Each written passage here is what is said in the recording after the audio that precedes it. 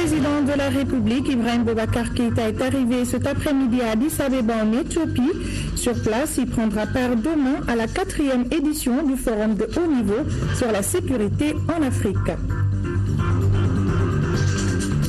Le gouvernement était face aujourd'hui aux députés pour donner des explications non seulement sur l'insécurité grandissante dans notre pays, mais aussi sur la pénurie de passeports et de cartes d'identité.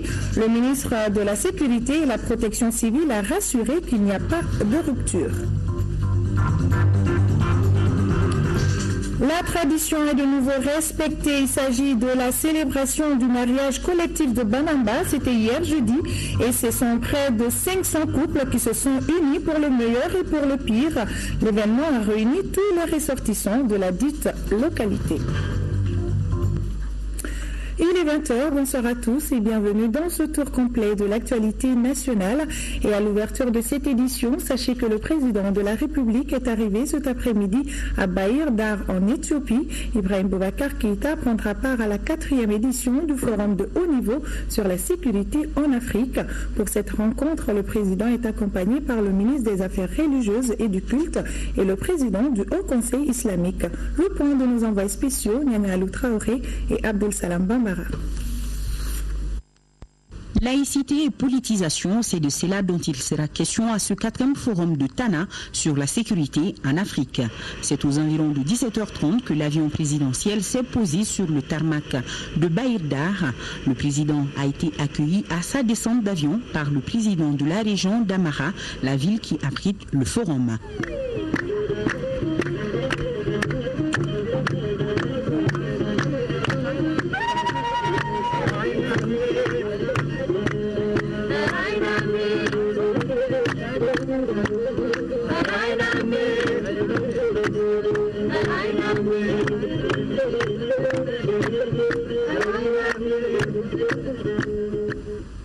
Le forum qui va s'ouvrir ce samedi, et ce pour 2 jours, sera un espace d'échange pour parler d'un sujet d'actualité qui touche la plupart des États africains. Il s'agit de la radicalisation de la foi religieuse.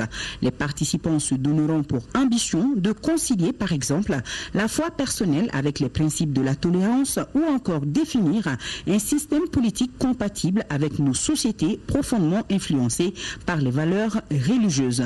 Une rencontre qui a tout son sens, précisera le chef de l'État, Ibrahim Boubacar Keïta. État et laïcité, islamisme et État, toutes choses, tous sujets qui aujourd'hui sont très, très présents dans nos débats nationaux. Et pour des problèmes de sécurité à toute l'Afrique, pas seulement, au monde entier. Il y a là, nous aurons l'occasion dans les différents panels d'écouter des experts de divers horizons, des professeurs d'université, des hommes de religion, parmi les plus éminents. Et nous sommes toujours partants pour ce genre d'échanges et de débats qui nous permettent à nous-mêmes de bien nous situer dans un débat général. Et c'est bien pourquoi je suis venu avec le président du Haut Conseil islamique et le doyen Sidi Konaké sous la houlette de monsieur le ministre des cultes et de la religion. Je pense que c'est un forum qui, s'il n'existait pas, devrait être créé. Un forum africain sur les questions de sécurité transversaux. Tous les sujets concourent aujourd'hui à la sécurité de nos États, question de défense. Donc nous sommes à Tana. Attendons-nous de voir demain et après-demain le menu qui nous sera dispensé et quelle part nous prendrons à ces débats-là et tous les profits que nous en tirons pour nous-mêmes. Prendront part à la rencontre les présidents du Rwanda, de l'Ouganda, du Soudan, du Tchad et du Kenya. Avant son départ pour l'Éthiopie, le président de la République a reçu hier dans la soirée en audience David Gressly, représentant spécial adjoint du secrétaire général des Nations Unies chargé des affaires humanitaires. En fin de mission dans notre pays, le numéro 2 de la MINUSMA est venu remercier le chef de l'État et lui gratifier ses soutiens pour aider le Mali à retrouver la paix et la stabilité. Nous l'écoutons au micro de Mohamed Ould Mamouni. Je suis venu pour dire au revoir parce que je vais quitter le pays définitivement. Je suis arrivé à la fin de ma mission ici au Mali. Donc j'ai voulu dire merci au président et de discuter un peu ma mission ici au pays. Et j'ai dit que j'étais très content avec le séjour ici. Franchement, c'est un pays extraordinaire. J'ai eu un très bon séjour. Donc on a discuté la mission. J'ai essayé de faire le maximum pendant mon séjour. Je crois qu'il y avait des acquis, mais il y a toujours beaucoup de choses à faire. On sait que le Mali a passé une période difficile. Je crois beaucoup de progrès a été fait depuis les élections, en fait. Mais il y a encore du boulot à faire. On voit avec le processus d'Alger qu'il y a toujours des discussions en cours, mais je reste optimiste qu'à la fin, on va avoir un accord définitif qui va mener vers la paix. Et je crois avec ça, on va trouver la stabilité et la prospérité que les Maliens et les Maliennes recherchent ici. L'actualité, c'est également cette séance de questions d'actualité à l'Assemblée nationale. Le gouvernement était aujourd'hui face aux députés pour s'expliquer sur la recrudescence de l'insécurité et la pénurie de passeports et de la carte d'identité. À la date d'aujourd'hui, le ministre de la Sécurité et de la Protection civile a rassuré l'opinion publique que la situation se normalise et qu'il n'y a pas de rupture de stock. Parlant de la sécurité, le général Sada Samake reconnaît des défaillances mais affirme que les forces de sécurité organisent des patrouilles de jour comme de nuit pour la quiétude des populations. Le reportage de Mohamed Diarra dans nos prochaines éditions. Le Premier ministre a pour sa part salué l'exercice qu'il qualifie de démocratique. Pour Modibo Keïta, la première priorité du gouvernement est la lutte contre l'insécurité. Il l'a dit au micro de Mohamed Diarra. Je pense que nous arrivons, c'est-à-dire nous approchons de la rive, et qu'il me soit à cet instant permis de remercier cette auguste assemblée et pour l'intérêt qu'elle porte aux problèmes majeurs de notre pays. Qu'il me soit aussi permis de la féliciter et pour le courage avec lequel les questions ont été abordées. Le courage avec lequel les convictions se sont exprimées, même si souvent elles se sont exprimées de façon un peu forte. Mais c'est aussi ça aussi, la rançon de la démocratie. En dehors des questions de sécurité, des questions liées à la délivrance des pièces telles que les cartes d'identité et les passeports, le gouvernement a été interpellé sur un certain nombre de questions. Il s'agit de la gouvernance d'une manière générale, il s'agit de la stratégie de coordination de l'activité du gouvernement par rapport à une question qui est transversale, à savoir la sécurité. Monsieur le Président, acceptez que je dise ici que le Premier ministre que je suis n'a pas encore présenté devant votre auguste assemblée sa déclaration de politique générale. Je pense que je serai à ce moment attendu sur des questions qui n'ont pas été abordées ici, puisqu'il s'agit d'une vision globale du développement de ce pays. Mais en attendant, permettez-moi de vous dire que quand les chefs de famille, pendant la nuit, sont stressés, le matin, il faut qu'ils présentent un visage serein aux enfants et aux petits-enfants. Alors, ce qu'il faut éviter, c'est d'avoir le moral à terre. Si les choses étaient faciles, nous n'aurions aucun mérite à être aux affaires et à chercher à les résoudre. Si les choses étaient faciles, nous n'aurions aucun mérite à dire nous ferons ça demain, nous ferons ça après-demain, puisque notre éducation nous enseigne que c'est le temps qui est le maître de la démagogie. Vous pouvez dire à quelqu'un, je vous ferai une route, je vous ferai un puits, mais évitez de dire demain je vous ferai une route, demain je vous ferai un puits, puisque demain arrive. Puisque de toute façon, vous n'aurez jamais la possibilité de faire en sorte qu'une minute ne soit pas 60 secondes. C'est pour cette raison que j'ai estimé qu'aujourd'hui, toutes les questions relatives à la sécurité, et je devrais d'ailleurs dire à l'insécurité, sont des questions majeures et pertinentes. Monsieur le Président, qu'ai-je fait depuis bientôt 3 mois? Ce n'est pas une comptabilité macabre, mais tous les jours, il y a une atteinte à la sécurité de nos populations. C'est pour cette raison qu'en accédant aux fonctions qui sont aujourd'hui les miennes, j'ai dit aux membres du gouvernement que nous devons regarder dans 3 directions, principalement, puisque je suis convaincu que quand dans une situation tout est urgent, plus rien n'est urgent. Quand dans une situation, tout est prioritaire, il faut absolument choisir. Et le choix est difficile. Une personne qui refuse de choisir, c'est parce qu'elle veut tout. Alors nous avons dit, la première priorité aujourd'hui pour ce gouvernement, c'est d'assurer la sécurité des personnes et des biens sur toute l'étendue du territoire. Voilà la première priorité. Évidemment, nous sommes conscients que l'insécurité est aussi un pendant de la précarité et de la pauvreté.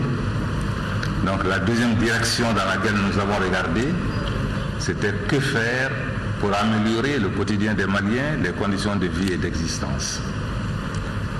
Cela, les membres du gouvernement le savent. La troisième direction, c'était quoi? Monsieur le Président, l'injustice est facteur d'insécurité et d'instabilité. C'est pourquoi nous estimons que nous devons tout faire aujourd'hui pour améliorer la gouvernance. Que les citoyens maliens ne soient pas obligés de courir derrière leurs droits. L'État doit leur consentir ce droit. Mais que l'État ne soit pas obligé de courir derrière les citoyens pour qu'ils accomplissent leurs devoirs. C'est cette double face cumulée qui constitue l'État de droit. Et permettez-moi enfin, Monsieur le Président, de vous remercier, de remercier tous les députés et de dire qu'au moment où les choses deviennent difficiles, très difficiles, il faut que nous ayons confiance en nous-mêmes, que nous ayons confiance à l'avenir de notre pays.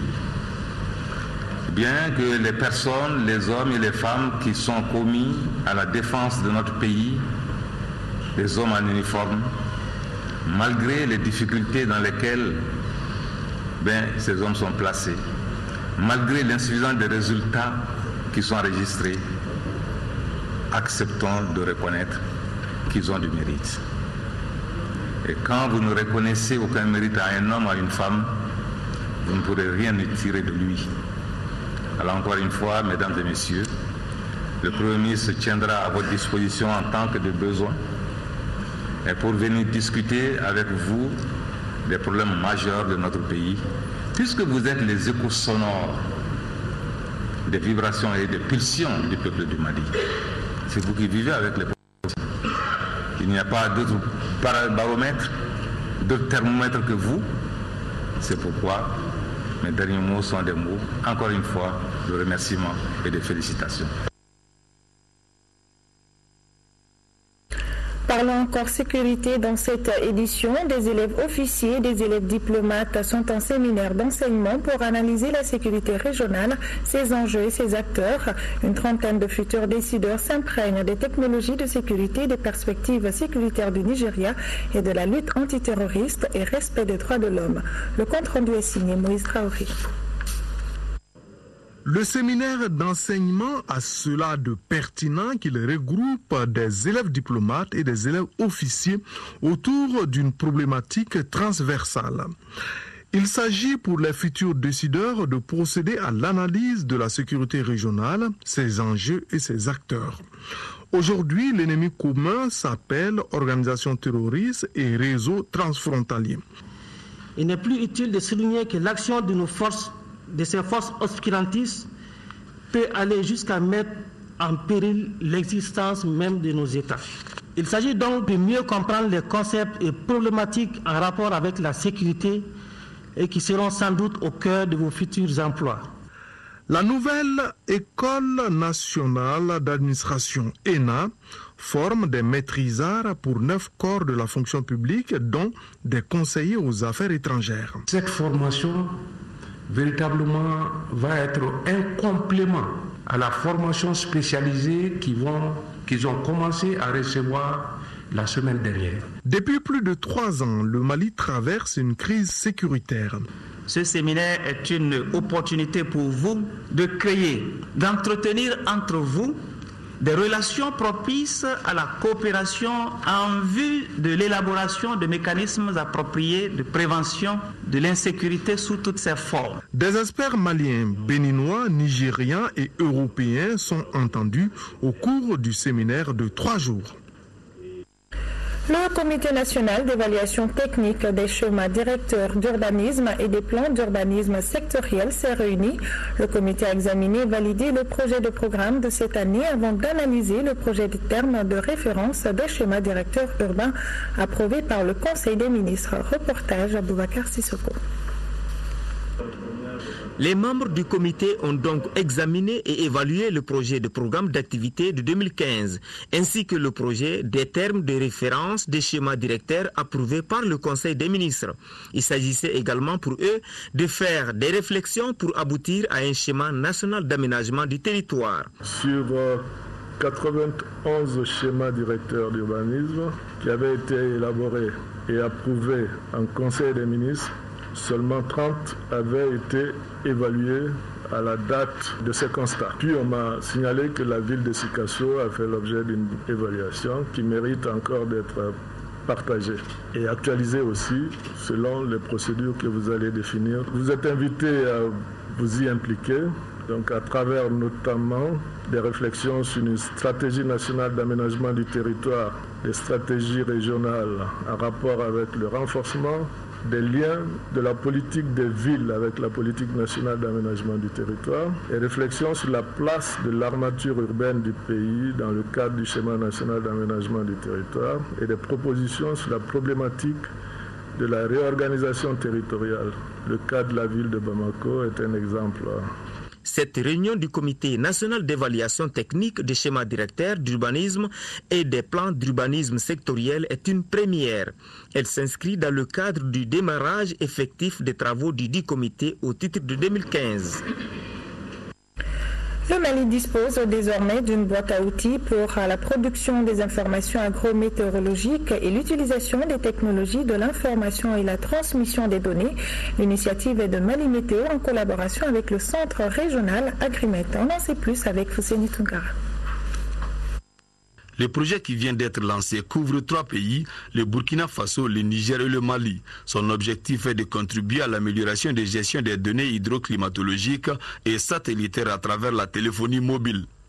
Dénommé Agrimed Toolbox, ce nouveau outil a été conçu par le centre Agrimed basé à Niamey, en collaboration avec Orange Mali et Mali Météo. Cette fonctionnalité permet de collecter et de saisir sur le terrain les données pluviométriques et celles observées sur les cultures tous les 10 jours à l'aide d'une interface affichée sur l'écran d'un téléphone portable de type smartphone Android. Pour permettre aux usagers de bien s'approprier de cet outil de communication et de diffusion d'informations hydroclimatologiques, les initiateurs entendent mener des actions concrètes sur le terrain. Dès la semaine prochaine, à la suite de ce lancement, il y aura un atelier à Sédou où nous allons rassembler tous les observateurs pour les former à l'utilisation des outils et puis ils seront équipés aussi en téléphonie. Dans son intervention, le ministre en charge de l'équipement a hautement salué le Royaume du Danemark pour son effort remarquable à la réalisation de ce projet. Au nom du Mali et surtout des producteurs maliens, je tiens à remercier le Royaume du Danemark qui a apporté son appui financier à la réalisation de cette activité qui, j'en suis sûr, va combler l'atteinte de la sécurité alimentaire à travers la qualité des produits agro-hydrométéorologiques élaborés pour le suivi de la campagne agricole. À l'issue de la rencontre, les participants ont eu droit à une séance de démonstration de l'Agrimetal Box. Les responsables de l'entreprise indienne spécialisée dans la fabrication de tracteurs ont eu hier un déjeuner de travail avec les responsables de l'Association des organisations professionnelles paysannes pour parler de l'opération Tracteur, une opération qui s'inscrit dans le cadre de la modernisation du secteur agricole. Le compte rendu de Mamari Kone. C'est un partenariat gagnant-gagnant qui vient d'être scellé entre l'AOPP, Association des organisations professionnelles paysannes AEDSA et l'entreprise indienne TAF. Ainsi, des tracteurs seront commandés auprès de la société indienne par l'AOPP à travers une société malienne AEDSA. En 2006, quand la loi d'orientation agricole a été promulguée, alors là-dedans, il y a des dispositions qui parlent toujours de moderniser l'agriculture. La modernisation de l'agriculture est indispensable parce que si nous voulons rattraper le reste du monde, il faudrait que nous ayons une agriculture performante. Et par rapport à ça, un des éléments essentiels, c'est vraiment l'équipement agricole. Lors du déjeuner de travail, le directeur commercial de l'entreprise indienne a fait le bilan de sa société qui travaille dans 86 pays en partenariat avec Massey Ferguson. L'entreprise qui intervient déjà en Namibie, au Botswana, en Zambie, en Tunisie est premier exportateur en Inde, deuxième en matière de vente en Inde et troisième dans le monde. Elle entend conquérir le marché malien. Avec la presse, le président de l'AOPP a rappelé les conditions dans lesquelles l'opération est menée ainsi que les conditions d'acquisition des tracteurs. Ainsi, les producteurs peuvent solliciter les tracteurs en remplissant certaines conditions comme disposer par exemple d'une garantie. La banque paie le prix du tracteur et le reste se passe entre elle et le producteur. À cet effet, Tchassé Koulibaly a salué l'accompagnement des banques maliennes comme la BNDA et la BMS. Dans le cadre du partenariat, l'entreprise indienne envisage la construction d'un centre de formation au niveau de l'AOPP à Bamako. Il est aussi prévu à long terme la construction d'une usine d'assemblage au Mali. Vivement tout cela. Lancement également des actes de forum multi-acteurs sur la gouvernance au Mali. Les ouvrages ainsi produits vont contribuer à la refondation de la gouvernance au Mali et seront vulgarisés auprès des institutions publiques, privées et internationales. Ibrahima Tchokali. Les deux ouvrages qui viennent d'être lancés parlent de la gouvernance au Mali, c'est-à-dire comment mieux gérer les affaires de la cité. Produit de la réflexion du forum multi-acteurs sur la gouvernance au Mali, ces deux publications capitalisent près de 14 thématiques et une vingtaine de rencontres. Des rencontres qui se sont déroulées dans les régions de Kay, Koulikoro, Ségou, Mopti, Tombouctou, Kidal, Gao et Bamako. Publiés en deux thèmes, les ouvrages contiennent des communications, des analyses, des résultats d'enquête et de production.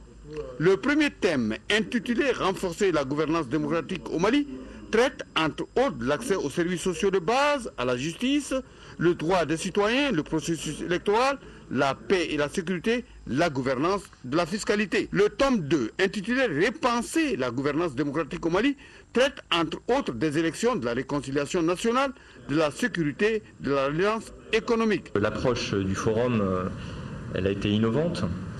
Elle a permis de réunir différents types d'acteurs, des institutionnels, des moins institutionnels. L'analyse des regards croisés permettait de bien sortir une description des contextes, des enjeux et des propositions. Vous savez, la gouvernance, c'est un mot dans lequel on peut mettre beaucoup de choses et si ça marche très bien, on ne voit pas toujours sa valeur ajoutée et la nécessité d'en parler. Mais le jour où ça ne marche pas, il devient au cœur de tous les sujets. Les publications du forum multi-acteurs ont rencontré un intérêt certain auprès des acteurs. Les témoignages des participants à la cérémonie de lancement l'attestent. Et le contenu de ces deux communiqués, le consul général du Mali en France informe à la communauté malienne que dans le cadre de la pérennisation des opérations du RAVEC, une équipe permanente sera installée au consulat général 6 au 53 rue Hoche, 93 170 Bagnolet, tous les mercredis et vendredis de 10h à 17h pour assurer l'enrôlement des usagers. Début des opérations mercredi 22 avril 2015. Le consul général du Mali en France compte sur la bonne compréhension et l'esprit patriotique de tous. Aussi, l'ambassadeur de la République du Mali au Sénégal informe la communauté malienne de Gabo-Verde, de Guinée-Bissau, de Gambie et du Sénégal qu'après les opérations d'achèvement du RAVEC qui ont pris fin le 9 avril 2015, les opérations d'enrôlement se poursuivent de manière permanente à la chancellerie de l'ambassade du Mali à Fan Résidence Corniche Ouest à Dakar. Ces opérations de pérennisation du RAVEC s'effectuent du lundi au vendredi de 9h à 16h. L'ambassadeur du Mali à Dakar sait pouvoir compter sur le civisme de tous les ressortissants maliens de la juridiction pour la réussite de la pérennisation du RAVEC. La salle de conférence du ministère des Domaines, de l'État et des Affaires foncières a servi de cadre à la restitution de la société Trimble. La visite de l'entreprise américaine s'inscrit dans le cadre de l'appui technique et financier pour la mise en œuvre diligente de la réforme domaniale et foncière du Mali. Compte rendu, Lamine Keita. Le problème foncier constitue un véritable casse-tête chinois pour le Malien lambda. Sa réforme nécessite de gros moyens financiers et technologiques. C'est pourquoi le département a sollicité l'expertise de l'entreprise américaine Trimble, spécialiste en la matière.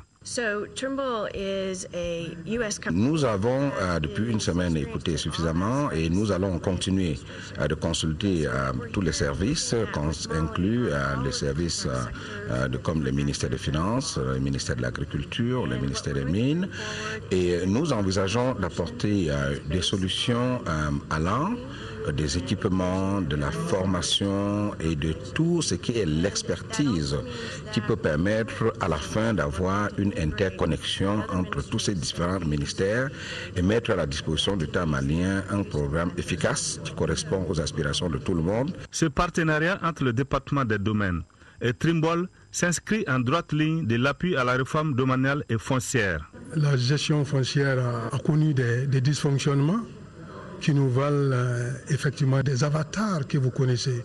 La spéculation foncière a pris les pas et nous sommes donc dans une dynamique d'élaboration et de mise en œuvre d'une nouvelle politique domaniale et foncière. Il sera donc appuyé par la relecture du code domanial et foncier et par la mise en place d'un cadastre qui nous permet donc d'avoir une maîtrise de la gestion foncière. La Société américaine de gestion foncière a été créée en 1978. Elle travaille avec 34 pays dans le monde. Un autre lancement, cette fois-ci du projet intitulé « Des entreprises engagées en faveur de l'intégration du handicap à la Fédération malienne des associations des personnes handicapées ». Pour une durée de près de 2 ans, ce projet contribuera à promouvoir l'emploi salarié décent des personnes handicapées, en particulier les femmes et les jeunes. Les précisions de Daouda Sidiki-Diarra. Depuis 2008, Handicap International travaille en collaboration avec les acteurs de l'emploi et de l'insertion pour favoriser l'accès à l'emploi des personnes handicapées. Depuis plusieurs années, l'État malien a abattu un immense travail pour lutter contre l'exclusion des personnes en situation de handicap et favoriser leur insertion professionnelle. Malgré cela, la problématique de l'insertion professionnelle de couches vulnérables demeure. Selon le Bureau international du travail, moins de 20% des personnes handicapées ont un emploi et l'exclusion des personnes handicapées du monde du travail prive la société d'environ 1370 à 1940 milliards de dollars du PIB annuel mondial. Dans cette lancée, le projet intitulé « Des entreprises engagées en faveur de l'intégration du handicap » qui a démarré ses activités le 2 mars dernier envisage de promouvoir des emplois décents pour des personnes handicapées, notamment les jeunes et les femmes. Le projet des entreprises engagées en faveur de l'intégration du handicap est un prolongement de PIPROF. À l'instar de ce dernier, il vise à améliorer les conditions de vie des personnes en situation de handicap, les ambitions réalistes du projet, une population cible raisonnable, l'appui certain et sans faille de mes services techniques, j'y veillerai personnellement. Ce projet intervient dans les 6 communes du district de Bamako. Il prendra fin en décembre 2016. Cette démarche s'inscrit comme action complémentaire des efforts du gouvernement malien en faveur de la prise en compte de la dimension du handicap dans tous les projets sectoriels, conformément à la Convention des Nations Unies relative aux droits des personnes handicapées. Le président de Handicap International conclura que l'accès à un emploi salarié décent des jeunes handicapés diplômés reste difficile dans la fonction publique et dans les entreprises privées. Abordons un mot de santé à présent avec le lancement de la 16e édition du Forum pharmaceutique. Les acteurs concernés ont organisé une conférence de presse pour édifier l'opinion nationale et internationale sur l'utilisation des médicaments. Pour plus d'informations, écoutons le Dr Mamar Raksala, président du Forum, au micro de Mariam Sagar. Après le lancement officiel des activités préparatoires du Forum pharmaceutique international Bamako 2015, nous avons jugé animer une conférence de presse pour pouvoir éclairer la population à travers la presse de l'importance de ce lancement et également pour éclairer l'opinion nationale et internationale sur les attentes de ce forum pharmaceutique qui va se tenir.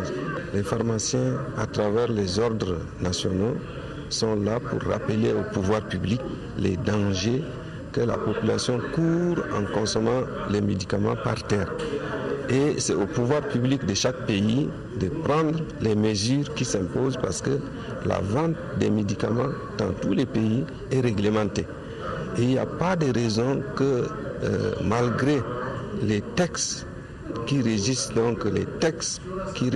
vente des médicaments, il n'y a pas de raison que ces médicaments puissent se retrouver toujours par terre. Donc, à travers les différents forats, les thèmes de ces forats évoquent chaque fois la vente de ces médicaments par terre pour rappeler au pouvoir public de prendre les mesures nécessaires. Retour à l'actualité régionale avec cette bonne nouvelle. 5 milliards 400 millions de francs CFA, c'est le coût d'un nouveau programme sur la gouvernance locale démocratique phase 3 en 6e région. Cet ambitieux programme d'une durée de 3 ans va couvrir les cercles de Gundam, Gourmara-Rousse et Tombouctou. Les détails avec Yaya Tondina. Le programme Gouvernance locale démocratique est conçu et mis en œuvre par un consortium d'ONG en République du Mali. En 6e région, il est exécuté par Diaconia à travers l'Association malienne pour la survie au Sahel AMSS et l'aide de l'église norvégienne AEN et son partenaire AMAD. Cette phase 3 du GLD couvre 9 communes dans la région de Tombouctou. Les résultats obtenus pendant les phases précédentes ont été concluants et constituent le fruit de la forte implication, de l'engagement individuel et collectif de tous les acteurs que vous êtes. Ce sont d'ailleurs ces résultats qui ont motivé la coopération suédoise à financer cette nouvelle phase qui s'étend de juin 2014 à juin 2017. 5 milliards 400 millions de francs CFA, c'est le coût total du programme étalé sur 3 ans.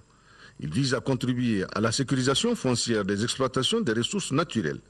Une approche hautement saluée par les autorités administratives. Le programme de gouvernance locale démocratique dans la gestion des ressources naturelles du GLD3, dont nous célébrons le lancement régional aujourd'hui, s'inscrit parfaitement dans les priorités du cadre stratégique pour la croissance et la réduction de la pauvreté, CCRP 2012-2017, au regard des objectifs et résultats attendus. Ce programme qui couvre les cercles de Tombouctou, Gundam et Gourmara-Rousse est entièrement financé par la coopération suédoise de développement international, ASDI. Nous restons dans le nord du pays. Suite à la recrudescence du banditisme dans le cercle de Gundam, une caravane pour la paix a été lancée afin d'attirer l'attention des communautés sur la question. Pendant une semaine, les communes du cercle seront visitées par les caravaniers qui vont transmettre des messages de paix, de vivre ensemble et de sécurité. Yaya Tondina. Promouvant la paix et le vivre ensemble, que les communautés de Gundam, à travers ces différentes tribus, ont procédé au lancement d'une caravane qui va sillonner les communes de Issaber, Echel et autres. Une initiative de la tribu Kalantsar est soutenue par les autorités maliennes et la MINUSMA, ainsi que les autres communautés du cercle. L'objet principal, c'est de reconstruire les populations du cercle de Gundam et plaider la paix, de vivre ensemble, les différentes communautés noires et blanches du cercle de Gundam.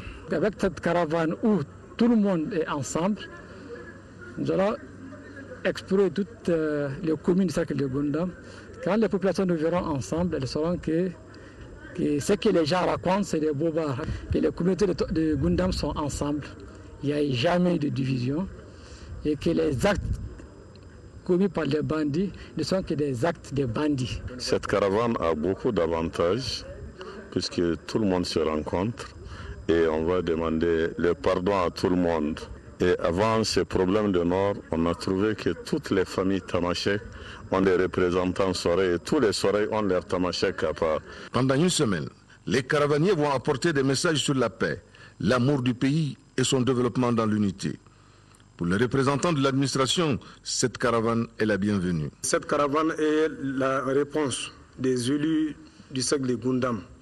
Je crois que cette caravane va vraiment apaiser la souffrance des uns et des autres. Pour les organisateurs, Gundam doit servir de repère aux autres communautés pour redorer le cercle de sa réputation de ville cosmopolite. De Tombouctou, faisons un tour à Mopti où des conventions ont été signées entre le consortium Family Care International et l'ONG Conseil et Appui pour l'éducation de base d'une valeur de plus de 630 millions de francs CFA. Ce financement du Royaume des Pays-Bas s'inscrit dans le cadre de la mise en œuvre du programme Action concertée pour l'amélioration de la santé et de la reproduction. Reportage Yacouba Maïga.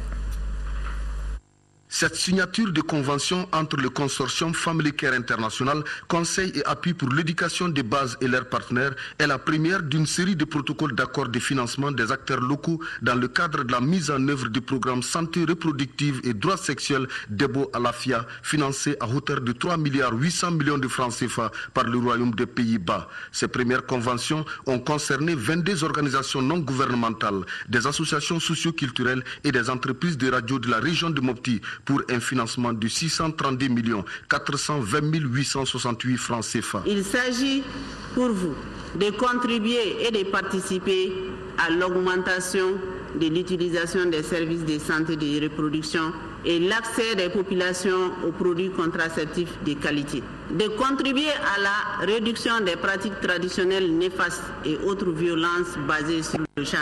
On nous a accordé la confiance. Et je pense que vraiment nous devons mettre les paquets pour mériter cette confiance. Gérons bien, travaillons bien, produisons des résultats. Le montant total qui sera alloué au financement des projets des acteurs locaux pendant les 5 années qui durera le programme est estimé à 2 milliards de francs CFA. Ce programme tient à cœur beaucoup l'ambassade des Pays-Bas. Et ce programme, nous le voulons, le programme des acteurs de Mopti. Cette signature de convention a été mise à profit pour présenter et mettre en place les membres du comité de pilotage du programme intitulé Debo Alafia. Également, c'est communiqué, le secrétaire général du Conseil économique, social et culturel informe les membres du Conseil et les membres associés que la cérémonie d'ouverture de la session inaugurale de sa 5e mandature aura lieu le lundi 20 avril 2015 à 10h au siège de l'institution à Koulouba. Mise en place terminée, 9h30. Les séances plénières sont publiques. Le gouvernement du Mali informe l'opinion nationale de la nomination de notre compatriote Madame Djeneba Diarra par la présidente de la Commission de l'Union africaine en qualité de secrétaire générale de la dite commission. Le gouvernement de la République du Mali se réjouit de cette nomination qui consacre une des valeureuses filles de notre pays, la première femme à occuper cette fonction. Le gouvernement de la République du Mali adresse ses vives félicitations à Madame Diarra et lui souhaite plein succès dans ses nouvelles fonctions.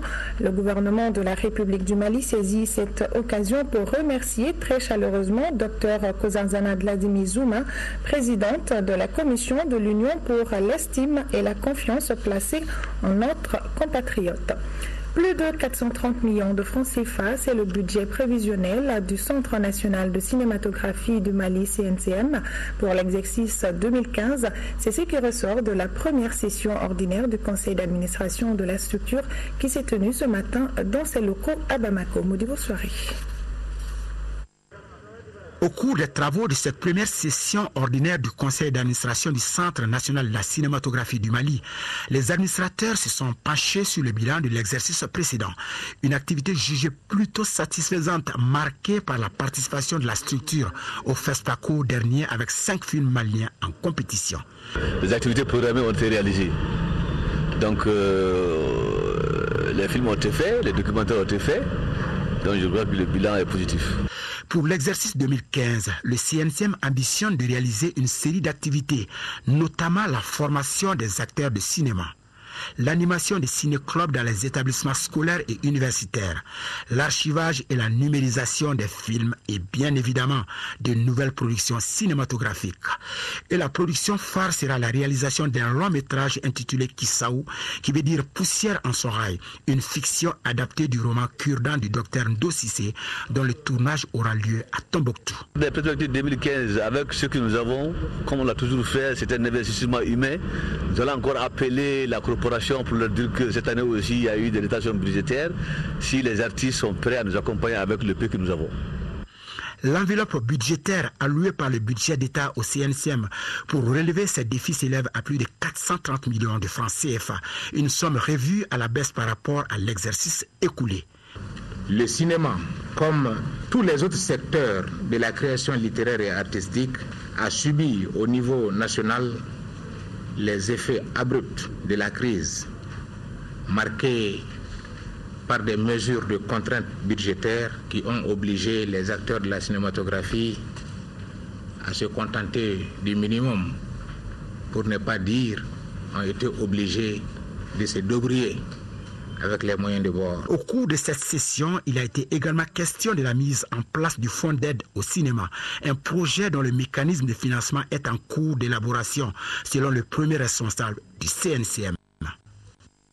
Je le disais dans les titres, c'est hier jeudi que le mariage collectif de Banamba a été célébré. Environ 500 couples se sont unis pour le bonheur des populations de la dite localité. Cet événement qui a mobilisé un grand public a pour parrain Jules Saint-Para, un fils de terroir, vivant les temps forts avec Brahima Kone. Une coutume au menu de ce rendez-vous annuel mis à profit pour célébrer la fête des nouveaux mariés à Banamba. Cette année, le mariage collectif aura permis d'unir environ 500 nouveaux couples pour le meilleur et pour le pire des Banambais vivant dans le cercle, au pays et à l'extérieur. On a un centre secondaire à Ouleni et d'autres viennent de Bamako avec des mariages célébrés. Vous avez vu cette année l'engouement, la joie que les gens ont vécu.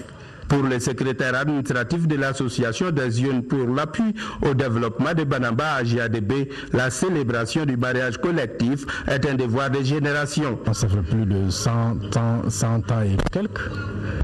Nous faisons ce mariage. Vraiment, nous demandons presque à tous les ressortissants de voir comme les sponsors que nos amis nous ont fait tout de suite. Vraiment, ça réconforte la solidarité.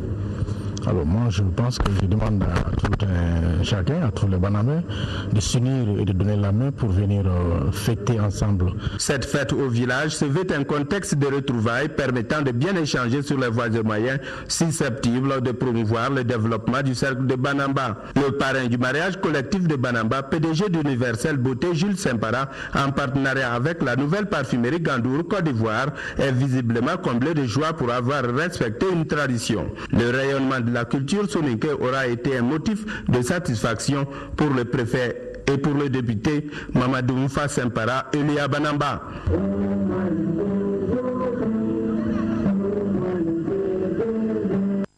Le reménage au couple. Sport football, Coupe de la Confédération en 8e de finale aller. Le Djoliba AC a été battu cet après-midi 2-1 à domicile par Heart of Oak du Ghana. La rencontre s'est déroulée au stade Modibo Keïta, Al Dumatina. La rencontre Djoliba AC Airsoft du Ghana a été une opposition de styles. D'un côté, le Djoliba Athletic Club et son jeu direct, basé sur le physique, de l'autre, les Blancs d'Airsoft et leur style indirect, axé sur la technique et l'occupation rationnelle du terrain. Les deux formations vont d'entrée de jeu opter pour l'offensive. Les situations de but se créent des deux côtés. Mais ce sont les Ghanéens qui vont s'offrir la plus nette occasion de but dans les arrêts de jeu de la première mi-temps. Adama Keita sort le grand jeu bonheur du Djoliba Athletic Club. En deuxième période, au moment où le public croyait que la partie va basculer en faveur des Rouges de Bamako, c'est le contraire qui va se produire. Suite à une énorme erreur de communication dans la défense du Djoliba Athletic Club entre Adama Keita et Ishaka Diarra, Airsoft va ouvrir le score par Gilbert. Comme si cela ne suffisait pas, les visiteurs vont en profiter pour doubler la mise à la 61e minute par Paul Aqua, compliquant ainsi la tâche du Djoliba Athletic Club. À force de pousser, les Rouges de Bamako obtiendront à la 72e minute un penalty qui sera transformé par Ishaka Diarra. Airsoft, réduit à 10 à la 69e minute, défendra contre vents et marées son avance jusqu'à la fin du match. On s'est mis en tête qu'on va venir arracher un match nul et prendre la qualification chez nous. Mais Dieu nous a donné cette victoire. Je pense que c'est l'essentiel. C'est un match de football. Tout peut arriver chez nous. Le Djoliba, c'est une grande équipe. C'est une équipe de taille aussi. La petite finesse de marquer le but. C'est la seule différence avec l'autre équipe. Ils ont eu 2 demi-occasions, ils ont marqué 2 buts et nous on a eu 10 demi-occasions, on va dire, et on a marqué ce penalty, c'est tout. Gagner là-bas, la seule possibilité est se qualifier là-bas. La dynamique retrouvée par le Djoliba AC n'a pas suffi pour venir à bout d'Airsoft qui recevra la match retour dans 2 semaines à Accra. Sport toujours, Ligue de champions d'Afrique, 8e de finale aller. Demain samedi, le stade malien de Bamako recevra le tout-puissant Mazembe de la RD Congo. C'est un choc entre deux équipes qui se connaissent bien sur la scène internationale. Pour cela, Selagato Sissi a fait un tour à Sotuba pour voir les Blancs de Bamako en pleine préparation. Les retrouvailles d'avec les Congolais de tout-puissant Mazembe s'annoncent en nouveau électrique. En rencontrant ce samedi le tout-puissant Mazembe pour la 4e fois en 5 ans, le stade malien de Bamako entend briser le signe indien. Un gros défi par rapport à une grosse cylindrée qui est le tapé Mazembe qu'on ne présente pas du tout. Nous, pour une fois, on va être outsider, donc on n'a rien à perdre, on a juste à faire ce qu'on doit faire, c'est-à-dire jouer et développer notre jeu, imposer notre jeu. Et je pense qu'on a la possibilité de créer cette surprise. Les Congolais connaissent en partie l'ambiance et la chaleur du stade Modibo Keïta. Malgré tout, les stadistes ont leur secret à étaler au grand jour. C'est un adversaire coriace. Voilà, nous, on sommes une petite équipe, mais Inch'Allah, on va créer la surprise ici à Bamako. Voilà, nous, en tout cas, on est prêts à donner le meilleur de nous. Ouais. On connaît cette équipe de TP, donc on sait qu'ils ont une très bonne équipe comme nous aussi cette année. Donc nous, on a pas mal de jeunes qui savent jouer aussi. Donc nous, on est en train de faire le nécessaire avec le staff, avec l'entraîneur. Donc on a bien préparé le match. On sait que ça va le samedi. Leader de la Ligue 1 avec 25 points, le stade malien de Bamako se servira de son expérience acquise depuis quelques années au plan africain pour hisser les couleurs du club. Le stade malien aura besoin du soutien du public. Le tout-puissant Mazembe n'est pas une foudre de guerre. L'équipe joue mal à l'extérieur. La phase de poule de la Ligue des Champions n'est pas si loin. Au blanc d'y croire. Voilà, le rendez-vous est pris. Le stade malien de Bamako, tout-puissant Mazembe de la RD Congo, c'est demain samedi au stade Modibo Keïta à partir de 17h. Également, ce rendez-vous, quelle est la situation alimentaire du Mali? C'est la question à laquelle va répondre à la 12e session du Conseil national de sécurité alimentaire qui se tient le 23 avril sous la présidence du Premier ministre, chef du gouvernement. En prélude à cet événement, l'ORTM programme à partir de ce vendredi et jusqu'au 22 avril une série de magazines sur la sécurité alimentaire en français et dans les langues. Juste après ce journal, vous pourrez suivre le magazine sur les distributions alimentaires gratuites. Un grand merci à tous nos téléspectateurs de la France. Vous l'aurez compris, c'est la fin de cette édition. Merci à vous de l'avoir suivi. Demain 13h, vous serez avec Amara Mali Diallo et moi je serai là à 20h. J'espère que vous aussi. Prenez soin de vous et des autres et à demain s'il plaît à Dieu.